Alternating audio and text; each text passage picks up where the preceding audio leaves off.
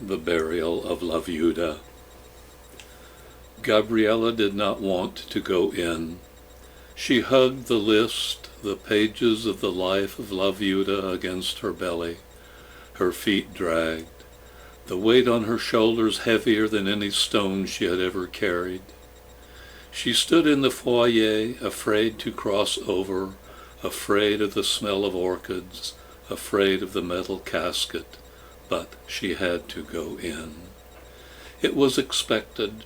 She resisted until, as if a big hand on her back shoved her, she crossed, holding the list before her like an offering, into the room where La Viuda lay in the copper casket. The dead woman, childlike in the casket, the blue bed jacket with parrots and peonies embroidered on it, made Gabriela smile at the memory of mornings she dressed the old woman. As she stood, one hand on the rim of the copper casket, Gabriela smelled the odor of rotting flesh. It was a smell she would never forget. La Viuda had left instructions: no embalming, no autopsy, no burning of the body. Gabriela alone had greeted the mortician the day she came for the corpse. A tall woman with white hair, her eyes were red-rimmed and empty. She dressed in black, a chemise buttoned to the neck. She wore flat Oxfords and gold stockings. Her arms tapered from broad shoulders down to delicate black-gloved hands. She worked in silence. Gabriela helped her carry the corpse to the van, helped carry the corpse into the mortuary, helped lay the corpse onto the white lining of the copper casket. Black roses and blue hibiscus, yellow sheaves of wheat and ears of corn embossed the side panels of the casket. Painted, the flowers rose from the metal as if reaching for the copper sky, where flights of quetzals and condors and eagles and doves soared.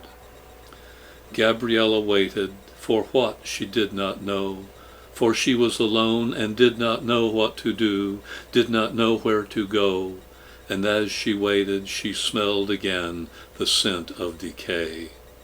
She glanced at the corpse on its white silk bed. She noticed that the skin of the old woman's cheeks, stretched thin, sagged over the bone. With slow, tender, careful fingers, Gabriela smoothed the loose skin back into place. In death, lips had pulled away from teeth, eyes had sunk into skull. Gabriela let the sob rise in her chest. She leaned over the casket, and she spoke to two dead women at once. She said, "You were mothers to me, the flesh and blood I am. You were light to me in the night I slept in. You were the guides who led me into death and out again. You were mothers to me, and I will miss you." Gabriela laid the list on the dead woman's chest.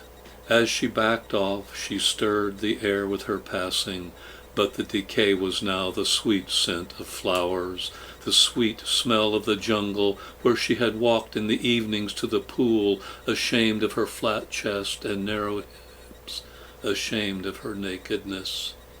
Now, in the rising odor of death, she felt whole and solid, her breasts hard and large, her hips wide, her levis squeezed her tight, her waist narrow.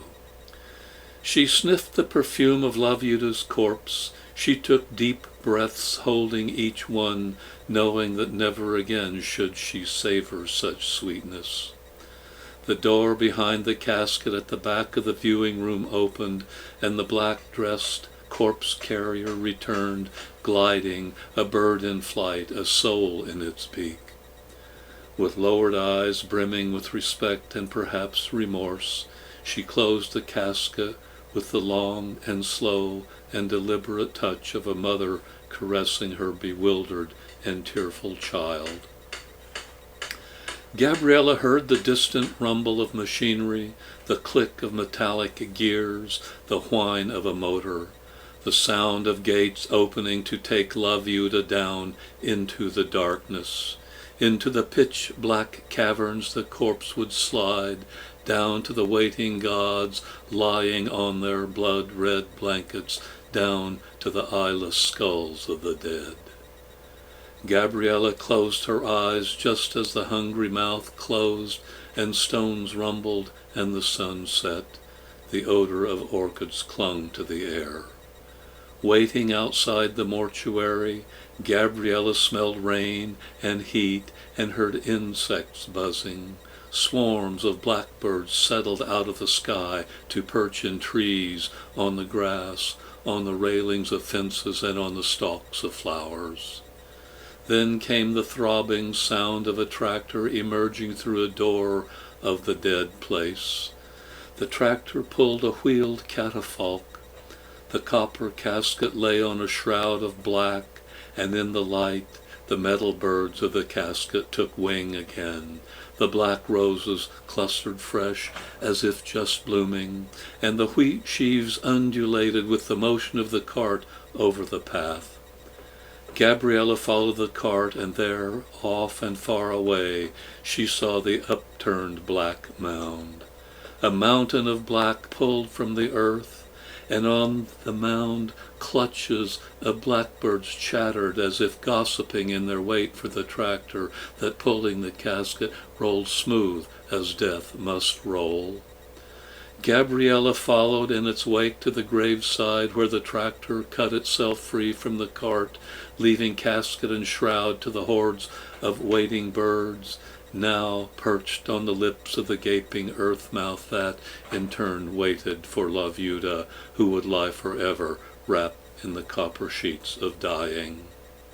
A lone black van drove over the glass, bumping up and down like a black galleon on a green sea. It stopped. Its doors opened. Leah, enclosed in a long black veil and sitting in her wheelchair, hovered on the threshold of the van, inches from the abyss. And then the blackbirds scattered, their shadows scudding away with the swiftness of dark clouds, and there came a complete and total silence.